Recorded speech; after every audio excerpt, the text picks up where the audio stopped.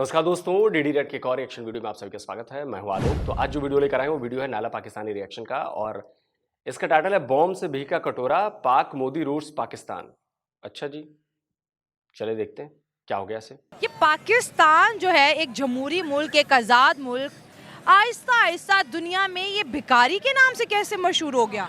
देखें वो जैसे हमारे जो प्राइम मिनिस्टर हैं अभी जो करंट हैं, ठीक है, तो उन्होंने एक कोटेशन की थी कि current prime minister current prime minister है भी करंट है भी करंट ही है भी उसके अंदर करंट है पूरा। तो वो कहते हैं बेगर्स कांट बी चूजर्स। हाँ। तो बात अगर वैसे देखा जाए तो उसने हकीकत बयान की है, तो इसमें कोई मतलब कोई गलत बात नहीं है कि हम भिखारी हैं। भिखारी कभी भी अपना इंतखाब जो है ना नहीं कर सकते। तो जब हमने रिलाई ही अपने फॉरेन जो एड्स वगैरह या फॉरेन एड्स पे करना है, जब हमारी किसी किस्म की एक्सपोर्ट नहीं है, हमारी टोटली इंपोर्ट ही इंपोर्ट है। हाँ। हम चीज़ें लोगों से खरीद रहे हैं, इवन के डॉलर की हमारी, क्योंकि जब हमने इंटरनेशनल कोई चीज़ खरीद करनी होती है तो हमने जो उसकी ट्रांजेक्शन या उसकी जो पेमेंट करती होती है वो डॉलर्स में, तो डॉलर हमारी लोकल करेंसी नहीं है। तो डॉलर्स भी तो हमें किसी तरीके से चाहिए ना, तो वो तो तब आएगा ना जब हम एक्सपोर्ट करेंगे।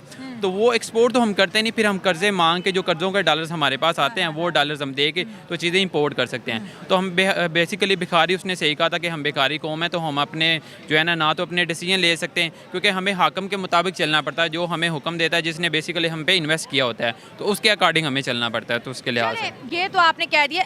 अब सवाल ये पैदा होता है, इस वक्त जो है हमारा पड़ोसी जो है चाइना के बाद, चाइना भी हमारा पड़ोसी है, वो तो ऑलरेडी सुपर पावर है। बिल्कुल। दूसरा पड़ोसी हमारा इंडिया आ गया, वो सुपर पावर बनने जा रहा है। उनके यहाँ इलेक्शंस भी, आज उन्होंने इतनी बड़ी रैली से उनके प्राइम मिनिस्टर ने हमारी एग्जाम्पल दी, बैड एग्जाम्पल कहा कि हमारा जो पड़ोसी मुल्क पाकिस्तान है 70 साल हाथ में ना बम का गोला लेके फिरता था, आज पूरी दुनिया में भीख का कटोरा लेके फिरे। मतलब हम दुनिया के आगे बैड एग्जाम्पल के तौर पर पेश हो रहे हैं। देखिए, बैड एग्जांपल के तौर पे जो मेन वजह है ना वो है पॉलिटिकल इंस्टेबिलिटी। अगर कोई भी आपका हुक्मरान आता है ना तो वो 4 या 5 साल के टर्न्योर के लिए आता है, लेकिन पाकिस्तान की हिस्ट्री उठा के देख लें, किसी भी डेमोक्रेटिक जो है हुकूमत को या किसी भी हुक्मरान को 5 साल के लिए टिका ही नहीं रहने दें। अगर कोई बंदा आता है ना, उसको 1-2 साल में जाकर सिस्टम की समझ आना शुरू होती है, तो उसके बाद जब उसको उठा के बाहर फेंक दिया जाता है। आपके पास जो मौजूदा एग्जाम्पल है थोड़े साल पहले की, या आपकी पूरी हिस्ट्री उठा के देख लें, सारी इस तरह की एग्जाम्पल है बड़ी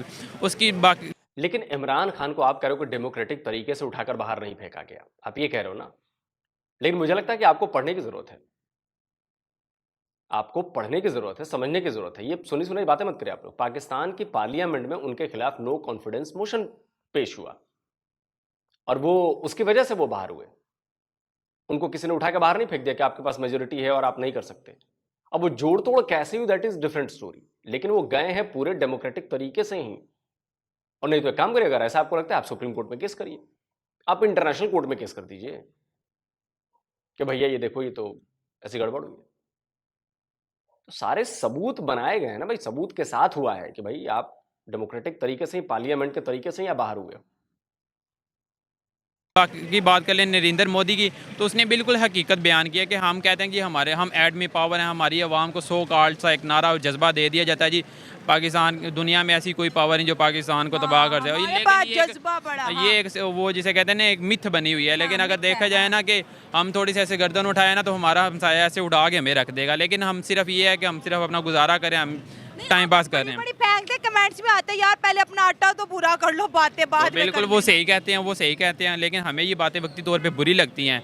लेकिन वो हमारे मुंह पे जैसे कहते हैं तमाचा दे के मारते हैं, तो वो तमाचा हमें जिस दिन फेस करना या उसका हमें रिएक्शन देना आ गया ना, तो रिएक्शन वो नेगेटिव वे में नहीं, लेकिन हम किसी तरीके से तरक्की कर दे। वो जिसे कहते हैं कि वो हमें जूते मार रहे हैं, हमें गैरत दिला रहे हैं कि गैरत खाओ, कुछ शर्म करो। देखिए, अगर इंडिया की एग्जांपल देख लें, इंडिया के अंदर मारुति सुजुकी या इंडिया की अपनी ऐसी इतनी लोकल इंडस्ट्रीज़ हैं कार के अंदर, कार मैन्युफैक्चरिंग के अंदर, कि वो अपनी बेसिक प्रोडक्शन पूरी कर रहे हैं और एक्सपोर्ट भी।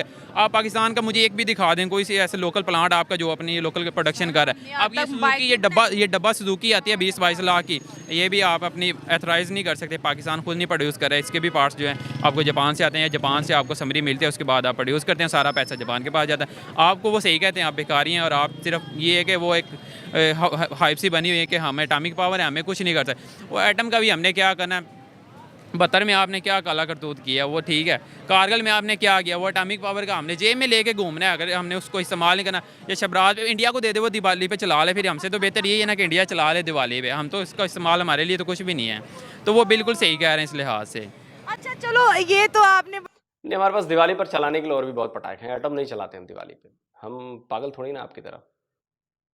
हम जानते हैं कि एटम चलाने का मतलब क्या होता है, इसलिए हम ऐसा नहीं करते ना, हम धमकाते हैं बार बार कि हमारे पास तो पाव पाव किलो के एटम हैं, मसाले हैं।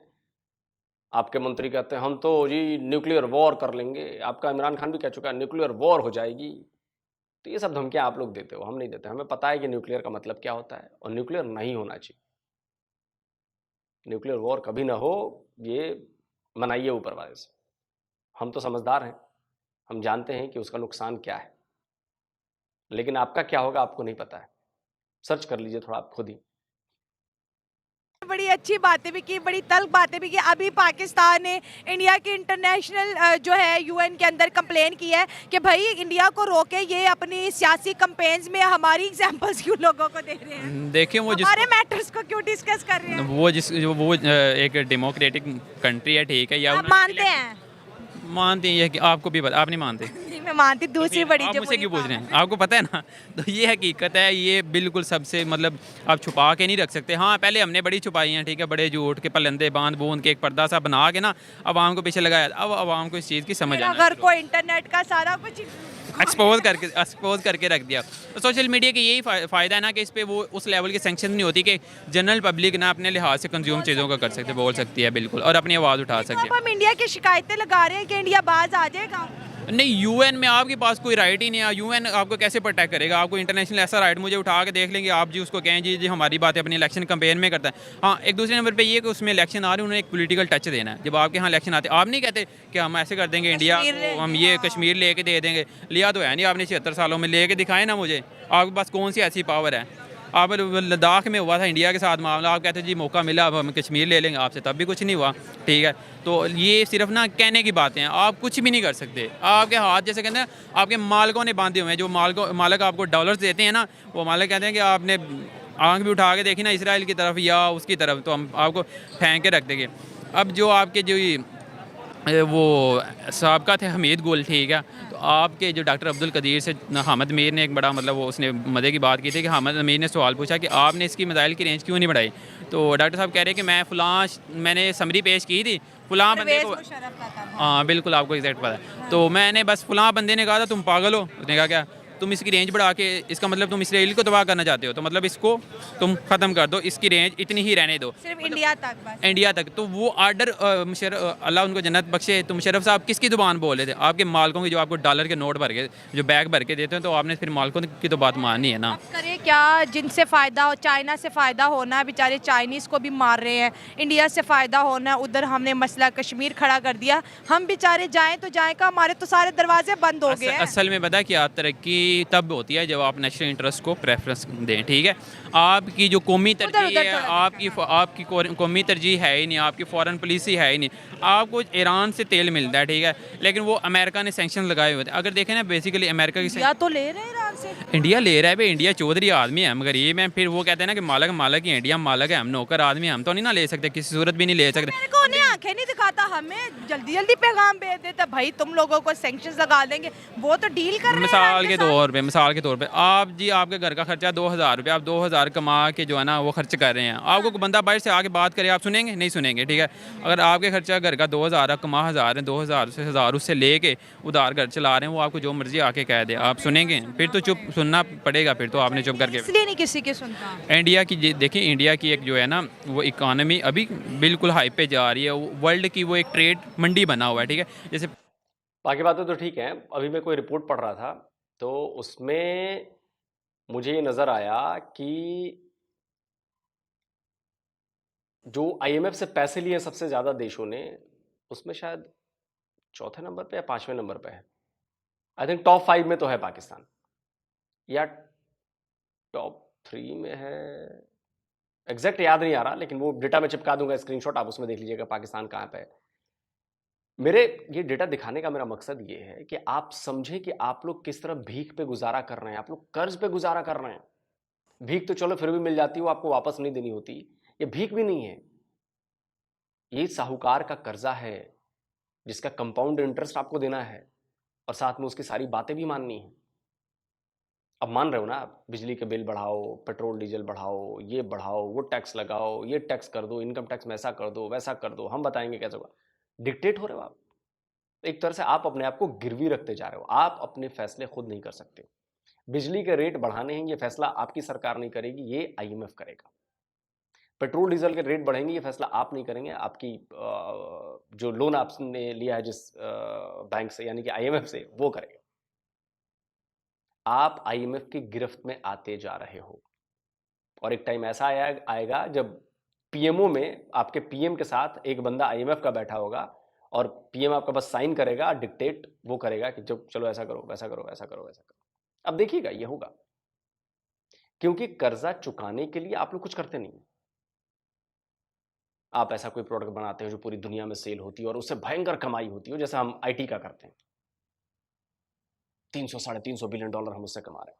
या जैसा अभी हमने प्लान किया कि भाई सेमीकंडक्टर में हम आएंगे और उससे 300 बिलियन डॉलर की मार्केट बन जाएगी, तो जो करीब करीब पाकिस्तान की पूरी जीडीपी के बराबर होगी। तो ऐसा भी तो आपके पास कोई प्लान नहीं है, आप कोई संकेत तो दिखे, कोई मैसेज तो दिखे, कोई चीज होती तो दिखे ग्राउंड पे, वो नहीं। जैसे चाइना एक वर्ल्ड ट्रेड मंडी बना है, तो इंडिया के अंदर इंटरनेशनल कंट्रीज़ के इन्वेस्टमेंट करना उनकी मजबूरी है, उनकी लेबर कास्ट है। जैगवार या बड़े ब्रांड्स वगैरह हैं, रेंज रोवर वगैरह, उनकी उधर प्रोडक्शन हो है। इवन कि आप एप्पल ने भी अपना ऑफिशियल स्टोर इंडिया में लास्ट ईयर ओपन किया हुआ है, तो वो एक इंटरनेशनल जो है ना मार्केट बन रही है। तो कोई भी कंट्री ऐसा या कोई भी इंटरनेशनल प्लेटफॉर्म वो नहीं चाहेगा क्योंकि उसका जो बिजनेस फ्लरिश कर रहा है जिस कंट्री में, उस पर किसी किस्म की भी सैंक्शंस आएँ या उसको कोई बंदा बाज आपके मुझे दिखा दें इंटरनेशनल प्लेटफॉर्म भी या इंटरनेशनल ब्रांड का कोई भी हेड ऑफिस आपके कंट्री में मौजूद है, तो आपकी जब इज्जत ही नहीं है, ना आपके कोई फॉरेन पॉलिसी है, ना आपके कोई फॉरेन रिलेशन है किसी के साथ, आपने सही बात है जब जाना होता है आपने सिर्फ मांगने के लिए जाना होता है। आपने कोई अपनी बात कभी कन्वे करने गए हैं, किसी को कन्विंस किया आपने कि जी ये वर्ल्ड ट्रेंड चल रहा है, ये एजेंडा बिल्ड करना चाहिए, इस लिहाज से चीज़ों को लेकर चलें, आपने तो कभी ये बात ही नहीं की। आप तो ये कहते हैं कि हम नाजुक सूरत हाल से गुजर रहे हैं, हमें इतने डॉलर दे दें, खुदा का वास्ता हम मर जाएंगे, हम तो कसम से मैं भी यही सोचती हूँ, बड़े नाजुक हालात है जी हमारे। अभी ना ऑक्सफोर्ड यूनिवर्सिटी के अंदर जब वो अभी एक रिसर्च आर्टिकल, मतलब जैसे टारगेट्स बच्चों को दिए जाते हैं ना, थीसिस दिए जाते हैं, तो उस पर एक मेन जो टॉपिक है ना वो दिया गया कि पाकिस्तान अभी तक नाज़ुक सूरत हाल से गुजरा 76 साल। मतलब आप देखिए किस लेवल पे आपको हाईलाइट किया जाता है, ऑक्सफोर्ड के अंदर आपको हाईलाइट करें, कोई मजाक मैं इस काबिल हमें क्या कुछ भी नहीं है, बंदा कुछ नहीं कह सकता। हमने कितनी सेहत बनाई हुई है सबने अपनी। सेहत क्या, फिर बंदा कुछ खाए पिए भी ना, फिर बंदा मर जाए। खाना तो है ना, आप खाना छोड़ दें और क्या हम मर जाए। हाँ वही ना, खाना पीना तो है ना, आप गुजारा भी तो करना है ना। आपने मौन व्रत रखा हुआ था? नहीं बस स्क्रैम्बलिंग का मसला है मुझे। भैंस चोरी हो गई है? कब चोरी इंडिया वाले ले गए हैं उठा, इंडिया वाले भैंस ले गए? वो बॉर्डर से वो करते हैं ना स्मगलिंग वगैरह, तो उसके साथ ही फिर ले गए। भैंस चोरी हो गई है? भैंस चोरी हो गई। देख ले दोस्तों, जिनकी भैंसें चोरी हो जाती है उनकी ऐसी शक्लें हो जाती हैं। I am doctor of physical therapy. जबरदस्त, क्या बात है। आजकल तो हमें मार्केट में बहुत डॉक्टर्स मिल रहे हैं। अरे डॉक्टर साहब, हम बात कर रहे हैं आज पाकिस्तान की इकोनॉमी पे बात कर रहे हैं। आपको क्या लगता है कि 77 साल हो गए माशाल्लाह हमारे मुल्क को बने हुए, ये ग्रो नहीं कर पा रही और साथ साथ जो हमारे हालात जो है कर्ज लेने के बावजूद भी बेहतर नहीं हो रहे, बल्कि कर्ज को चुकाने के लिए मजीद कर्ज लेना पड़ रहा है। जी ये बात तो रियलिटी है कि for the last many decades we are struggling, और हमारे जो पॉलिटिशियंस हैं, हमारे हुक्मरान हैं, वो भी हमें यही कहते हैं कि हमें स्ट्रगल अभी और करनी है। आई डोंट नो कि स्ट्रगल कब ख़त्म होगी, लेकिन जब तक आप पुराने लोन्स लेंगे IMF से, वर्ल्ड बैंक से, उनको क्लियर आउट नहीं करेंगे तो तब तक कैसे स्टेबिलिटी आएगी। अब एक लोन लेते हैं और नया लोन लेने चले जाते हैं, और ज़्यादा ये रिलाई करते हैं अपने फ्रेंड्स कंट्रीज़ पे, लाइक जो गल्फ़ कंट्रीज़ हैं, UAE वगैरह, मतलब जो भी कतर वगैरह। हाँ। और अभी जो करंट सिचुएशन अभी चल रही है, अभी आपने सुना होगा गंदम का जो अनाज का इशू हुआ था, अब इसमें भी मुझे जो लगता है पर्सनली कि इट डिपेंड्स, आपने जब सारी जो गंदम खरीद लिया है रशिया से या आउटर जहाँ से भी, हुक्मरानों की नहली है ना, सीधी हाँ जी, बात है। ऑब्वियसली दी उनकी ना, 100 अरब रुपए का इन्होंने टीका लगा दिया फजूल में। अच्छा, आज हम बात कर रहे हैं कि एक मुल्क जिसके हाथ में कभी बम हुआ करते थे, आज उस मुल्क के हाथ में भीख का कटोरा है। ये स्टेटमेंट। अच्छा, जब वीट की बात ही हुई है तो वीट कैसी खरीदी गई है ये भी तो दिखाना ज़रूरी है यार। अगर अच्छी क्वालिटी की वीट खरीदी गई होती, चलो पाकिस्तान में आ गई है, उसका इस्तेमाल आम जनता के लिए किया जाता, तो एक बात समझ में आती है कि चलो अच्छी क्वालिटी की है, पैसे खर्च हुए तो अच्छी चीज़ मिली है। पैसे भी खर्च हो गए और जो चीज़ मिली है ना, वो देखिए ज़रा। देखो टिक टाक पर जो वो मरियम और अफजेब है ना, बड़ी मिलती, और वो एक तो और है उस्मा बुखारी, ये उस्मा जे देख, उस्मा बुखारी साहबा, ये आप देखें वो वे रोडे मिट्टी और वो मरियम औरंगजेब साहब ये देखे और सीएम साहब ये देखे और बड़े बड़े जो है ना बड़े फैसले करने वाले वो भी ये देख रहे हैं किस तरह जुल्म कर रहे हैं। ये इंसान नहीं जानवर को भी नहीं खिलाने के काबिल। शर्म होती है यार हम तो ये कहते थे कि यूक्रेन लेकिन ये हमारा सेंटर जलाल और भटिया यूक्रेन से बढ़ चुका है। ये इसमें इतना जुल्म है कि बर्दाश्त से बाहर है। तो आप समझ गए कि कितना करप्शन करते हैं ये लोग यार। पैसे दबा गए, सड़ा हुआ वीट मंगा लिया, लो जी हो गया जी। अब जांच कमेटी बनती रहे, कुछ होता रहे, पैसे तो जेब में अंटी में चले गए ना, बस मस्त रहो। भीख का कटोरा है, ये स्टेटमेंट मेरी नहीं है, ये भारत की तरफ से पाकिस्तान के लिए आई है। आई हैव हर्ड इट, मैंने इसको सुना है। हाँ। और कह तो वो ठीक रहे हैं क्योंकि हमारे जो अभी करंट जिनमें करंट नहीं है, I don't think so he has any current, उनमें जो करंट नहीं है वो जाते हैं और भीख का कटोरे ही लेके जाते हैं। वो जहाँ भी जाते हैं पैसे ही मांगते हैं, तो कहना तो उनका ठीक है बिल्कुल कि ये भिखारी हैं और बैगर हैं। तो और इतनी लोन्स लेने के बाद अब जब वो जाते हैं अपनी मुआफ़ी करवाने, मतलब बेल आउट्स करवाने, तो अब कंट्रीज़ तो हमें ऐसे ही ट्रीट करेंगे कि वी आर बैगर्स। पॉलिटिशियंस की वजह से, हुक्मरानों की वजह से हम लोग भी बैगर बन गए हैं। मतलब हम लोग अब आई हैव लर्नड इट कहीं पे कि एक जो बंदा पैदा होता है, बच्चा पैदा होता है, उसके ऊपर पता नहीं 2 से 2.5 या 3 लाख का एक कर्ज़ है। तो ये कर्ज़ जो इंक्रीज़ होता जाएगा। जब when I was a kid few years back, I heard के तकरीबन 1-1.5 लाख, 1.20 था, लेकिन अब देखें वो 150-60 पे चला गया और आहिस्ता आहिस्ता नेक्स्ट 10 ईयर्स में कहाँ पे चला जाएगा आई डोंट नो। और पता है, अब पता नहीं 4 साल पहले आप बच्चे थे या क्या थे, नहीं थे, मुझे नहीं पता। तो ये जो हुआ वो 4 साल में हुआ और ये इमरान खान साहब ने किया आपके। 4 साल में उन्होंने इतना कर्जा ले लिया कि जो हर पाकिस्तानी पर जो डेट है वो डबल हो गया, करीब 2.5 लाख रुपए से भी ज्यादा। और ये आपके प्यारे हैंडसम पठान इमरान खान ने किया। तो जब तक लोन को क्लियर नहीं करेंगे, नए लोन लेंगे और मुआफ़ियाँ करवाएंगे और कतर के इस तरह चक्कर लगते रहेंगे और यूएई वगैरह जो भी। ये मसला फिर पूरे पाकिस्तान को भी आता है। जब पाकिस्तानी यहाँ से माइग्रेट करते हैं ग्रीन पासपोर्ट दे के बेचारों की, वहाँ पे एयरपोर्ट पे इतनी बेइज्जती, फिर पाकिस्तानी समझ के कोई जॉब नहीं देता और बहुत से लोग कंट्रीज़ ने हमें बैन कर दिया। सऊदी ने बैन किया हुआ है, आपको पता है। यूएई ने हमारी 14 सिटी को परमानेंटली फ्रॉड की वजह से बैन कर दिया। अच्छा, हमें गुस्सा बहुत आता है जब इंडिया हमारे इकोनॉमिक क्राइसिस पे बात करता है, जब कहता है ये भिखारी है, ये भिखमंगे हैं, ये इनके पास सिर्फ जज्बा ही है, नाम का जज्बा है, दिखाया तो कभी हमें नहीं, हमसे हार गए, जीत गए। तो हमें बहुत गुस्सा आता है। क्या करें इस गुस्से का? इस गुस्से का हम कुछ कर तो नहीं सकते, लेकिन उन्हें मौका मिला तो बात कर रहे हैं। मौका फिर हमने दिया ना, दिया हमने नहीं, पॉलिटिशियंस ने। हमारे कंट्रोल में तो बस वोट देना है। और वो आपने अभी ये रिसेंट इलेक्शंस में देखा ही होगा, उसमें जिस तरह देखा तो हमारा कंट्रोल भी छीना जा चुके। हम तो एक तरह से बैगर ही हैं।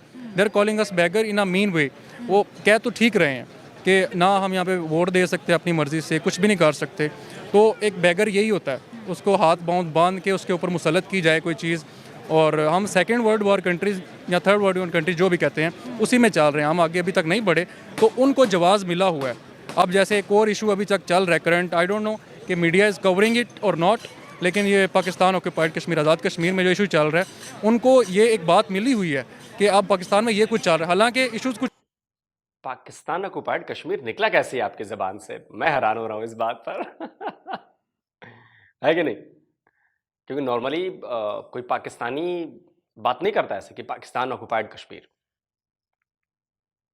ये तो हम इंडियंस कहते हैं पाकिस्तान ऑक्युपाइड कश्मीर, और अब कुछ वहां के कश्मीरी भी कहने लगे हैं कि भाई पाकिस्तान ऑक्युपाइड कश्मीर। बट पाकिस्तानी ऐसा नहीं कहते। लेकिन ये मतलब पहली बार में वही आया, बाद में इन्होंने हालांकि ठीक कर दिया अपने हिसाब से, पाकिस्तान के हिसाब से, चूंकि उसे वो आज़ाद कश्मीर कहते हैं, सो कॉल्ड आज़ादी। कुछ और चल रहे हैं। उनकी रिक्वायरमेंट्स यही हैं कि हमारे लिए अनाज को सस्ता किया जाए, बिजली को सस्ता किया जाए। फिर भी इतने लोग बेचारे शहीद हुए। आई बिलोंग टू जेहलम, मैं जेहलम से बिलोंग करता हूँ। तो आज़ाद कश्मीर का it's just about 40 minutes drive. तो वहाँ पर डैम जो है मंगला डैम है, और उनका जवाब ये है कि अब यहाँ पर बिजली सबसे ज़्यादा बनती है, तो हमें इतनी महंगी क्यों दी जा रही है। मतलब एक बात ये है। तो अब ये उनको मौका दिया गया है कि आप कोई भी ऐसी चीज़ होती है तो उन्होंने तो बात करनी है हमारे ऊपर। हाँ, इंडिया कर रहा है और उसने इंडिया ने जम के कश्मीर को कवर किया। कश्मीर तो उनकी फिर आपको पता है नज़र है, हमारी जिस तरह उनके कश्मीर पे उनकी हमारे कश्मीर पे, तो ये चीज़ें हमें जो है काफ़ी पीछे पुश बैक कर रही हैं और काफ़ी स्टेबिलिटी इस तरह ख़राब हो रही है, इस तरह हम बैगर बनते जा रहे हैं। इंडिया की इकोनॉमी ख़राब है, इसमें कोई शक नहीं है, लेकिन they are working well then us, मतलब वो ज़्यादा अच्छा परफॉर्म इकोनॉमी बेहतर है। अभी पूरी दुनिया में 8% के ग्रोथ से उनकी जीडीपी बढ़ी है, इस वक्त अमेरिका की भी नहीं है। सर अगर इंडिया की इकोनॉमी पे बात करें, आपको क्या लग रहा है कि उनकी जो इकोनॉमी इतनी तगड़ी हुई है, क्या वजह है जो आजकल अमेरिका भी और चाइना भी उस तरह से नहीं ग्रोथ कर पा रहा जिस तरह से हमारा पड़ोसी कर रहा है? अभी जो देखा जाए, पड़ोसी जितना भी कुछ कर ले, सिचुएशन, मैं करंट अफेयर्स पढ़ता रहता हूँ, उनकी न्यूज़ देखता रहता हूँ, सिचुएशन वहाँ पर सेम चल रही है। अब आपको पता है इलेक्शन हो रहे हैं, इलेक्शन से पहले यहाँ पर जो कुछ हुआ था सेम सिचुएशन वहाँ पे, 19-20 का फ़र्क भी नहीं है। तो कहने का मतलब है उनकी भी परफॉर्मेंस अच्छी है, क्योंकि उनकी जो है अवाम का वोट जो है, अभी मुझे लगता है इश्यूज़ हुए हैं, पहले जो है उनके अवाम के वोट को अच्छी तरह यूटिलाइज़ किया जाता था। और क्या बोल रहे हो भाई साहब, आपको कुछ आइडिया लग रहा है क्या बोल रहे हो आप कह रहे हो कि पाकिस्तान और भारत का सिचुएशन एक है, इकोनॉमिक कंडीशंस एक हैं। Are you gone? दिमाग नहीं काम कर रहा आपका? सबसे ज्यादा तेज गति से विकसित हो रहे हैं हमारी जीडीपी 8% पे। अब ऊपर नीचे होती रहती है, मैं वैसे कह रहा हूं, सबसे दुनिया में सबसे तेज, चाइना भी नहीं है हमारे बराबर में। हमारी इकोनॉमी जल्दी ही जापान को पीछे छोड़ने वाली है, हम 4th नंबर पे पहुंचने वाले, 4th largest economy, 4 trillion economy हो चुके हैं हम। आपकी इकोनॉमी है $400 बिलियन, हमारी है $4000 बिलियन। आप समझ रहे हो? इसका एक और एग्जांपल देता हूं सर, आपके फॉरेक्स रिजर्व में पड़े हैं $9 बिलियन। अभी latest state bank of Pakistan की रिपोर्ट आई है, आपके पास ओनली $9 बिलियन पड़े हैं। हमारे पास पता है कितने पड़े हैं? 640 बिलियन प्लस। और आप बात करोगे हमारी इकोनॉमी खराब है? हद है यार। और जो उनके पॉलिटिशियंस हैं वो अपने आप को प्रेजेंट करते हैं अच्छी तरह, वहाँ पे तो कोई बैगर उनको कह ही नहीं सकता।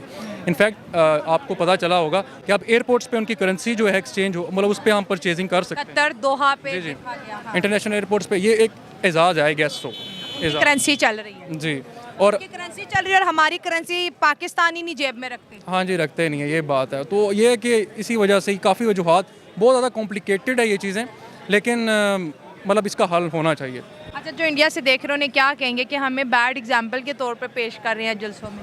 बैड एग्जाम्पल के तौर पे पेश कर रहे हैं, लेकिन आई डोंट थिंक सो कि सारी जो वहाँ के लोग ऐसे करते हैं, बहुत सारे अच्छे लोग भी हैं। I am a freelance writer, मैंने आपको बताया नहीं अभी तक कि मैं यूट्यूब स्क्रिप्ट राइटिंग करता हूँ, उसके बाद कॉपी राइटिंग भी करता हूँ। तो इतनी मेरी इंटरेक्शंस होती हैं ऑनलाइन क्लाइंट्स के साथ जो इंडिया से भी हैं, तो वो तो काफ़ी अच्छा हम अप्रिशिएट करते हैं। इंडियंस बहुत अच्छे हैं, हमारी इकोनॉमी पे वो बात करते हैं कि ये जो इकोनॉमी इन्हें चल नहीं रही। अपीयरेंस अब देखें, वो भी मीडिया को देख रहे हैं and they have no idea कि our media is slave, we know that. अभी जिस तरह कर रहे हैं कि स्लेव ही हैं, they are not working on their own, मतलब रियल पैशन के साथ वो नहीं कर रहे। बस जो देखिए, कुछ भी हो, जो फैक्ट है वो तो फैक्ट है ना। आपकी इकोनॉमी $400 बिलियन के आसपास है, तो ये फैक्ट है। आपके पास $9 बिलियन के फॉरेक्स रिजर्व हैं, ये फैक्ट है। आप आईएमएफ से लोन पर लोन लिए जा रहे हैं, ये फैक्ट है। हम फैक्ट पे बात करते हैं, हम आपके मीडिया के दिखाई चीजों पर भरोसा नहीं करते, हम उस पर और रिसर्च भी कर लेते हैं, क्रॉस चेक कर लेते हैं, तब हम बोलते हैं, ऐसे नहीं बोलते। क्या बात कर रहे हैं डॉक्टर साहब? और डॉक्टर होते हुए भी आप फ्रीलांस यूट्यूब राइटर भी करते हैं, और ये भी करते हैं, वो भी करते हैं। सही है, पाकिस्तान में घर चलाना तो मुश्किल होता ही है, ये बात सही है। लग जाएंगे तो हमने भीख ही मांगनी है। डॉक्टर साहब, ऐसे डॉक्टरों का क्या हाल है? कोई स्कोप हमें दिखता तो नहीं है पाकिस्तान कोई में? स्कोप नहीं है पाकिस्तान में, ये पहले भी नहीं था, अब तो बिल्कुल भी नहीं है। तो फिर डॉक्टर क्यों बनते हो? बस घर वालों की होती है प्रेशर होता है, मुआशरे का प्रेशर होता है। कहते हैं एक अच्छा नाम मिल जाता है, एक अच्छा रुतबा मिल जाता है, सारे वादे किए जाते हैं, लेकिन वो सारे झूठे वादे किए जाते हैं हमसे।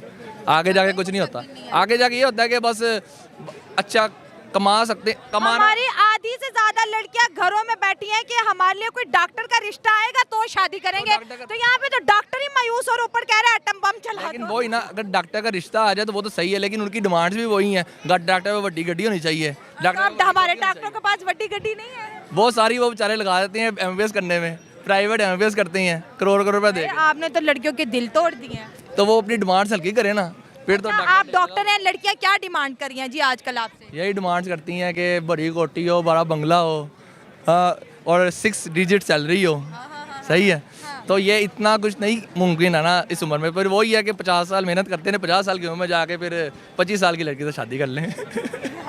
सदके 50 साल की उम्र में डॉक्टर साहब 25 साल लड़की ढूंढ रहे हैं। तो यही होगा फिर, या तो आती है वैसे डॉक्टरों को, वो देख रही क्या है, उसका मानना वही है पैसा। तो जब पैसा आएगा, जब फिर सर को लड़के ज्यादा ग्रीडी हैं कि लड़कियां ज्यादा ग्रीडी? क्या कहूँ मैं इस पे भाई, 50 की उम्र में 25 की लड़की चाहिए, क्या ही कहें अब। खैर ग्रीडी हैं लड़के, कुछ सेंस में लड़के भी ग्रीडी होते हैं, कुछ सेंस में लड़कियां भी ग्रीडी होती हैं, लेकिन लड़कियां अच्छी भी होती हैं। वाह, लड़कियां अच्छी। अपनी वाली को कह रहे हैं जूते ना पड़े।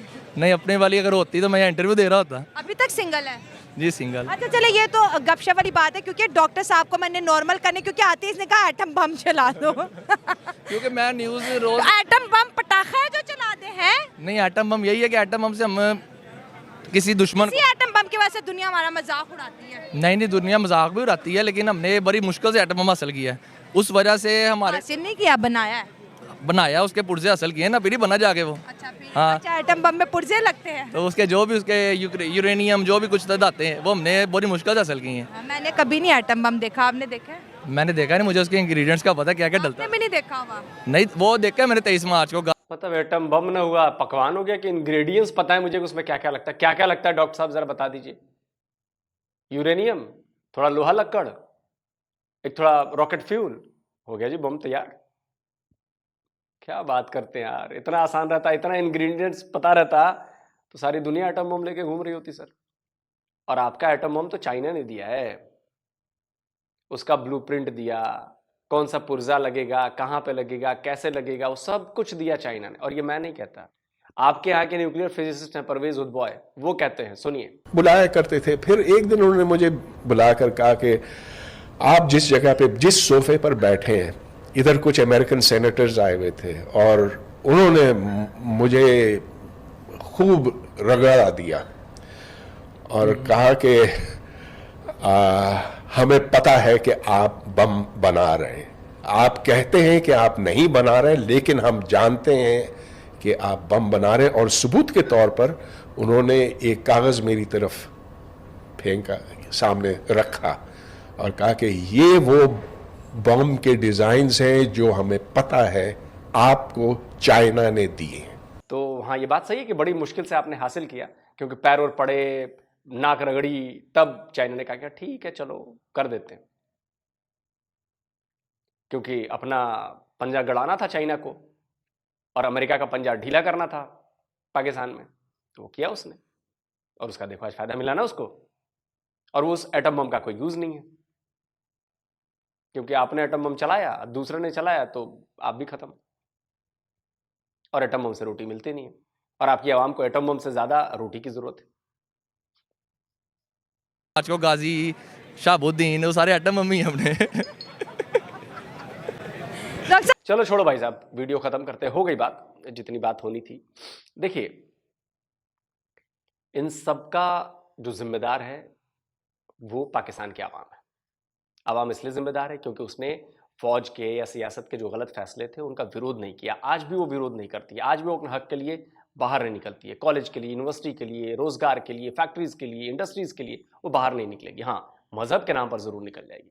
तो जिस दिन आप अपने हक के लिए, असली हक के लिए, कि स्कूल कॉलेज और इन सब के लिए आप निकलना शुरू होंगे, आप ग्रो करना शुरू हो जाएंगे, लेकिन आपको निकलने नहीं दिया जाएगा, क्योंकि उनको भी पता है कि जिस दिन आप निकलेंगे उस दिन तो आप सवाल पूछने लगेंगे, और सवाल पूछेंगे तो उन सवालों का जवाब देना मुश्किल हो जाएगा, और जब सवाल के जवाब नहीं देंगे तो जनता भड़क जाएगी, फिर क्या करेंगे, फिर कंट्रोल खत्म हो जाएगा हमारा। तो वही 100 परिवार जो हैं आपके, उन्हीं को, वही राजा हैं आपके 25 करोड़ आवाम के, और वो अपनी रियासत ऐसे जाने नहीं देंगे। इसीलिए आपको वो चूरन देते रहते हैं, एंटी हिंदू, काफिरों के खिलाफ, भारत के खिलाफ भड़काओ, ये करो वो करो, और आप लोग उसी में रहते हैं, बाकी वो मलाई खाते रहते हैं। आपको तय करना है कि क्या करना है। कमेंट करके आप जरूर बताएं। जल्दी मिलता हूं एक और नए वीडियो के साथ। नमस्कार, जय हिंद।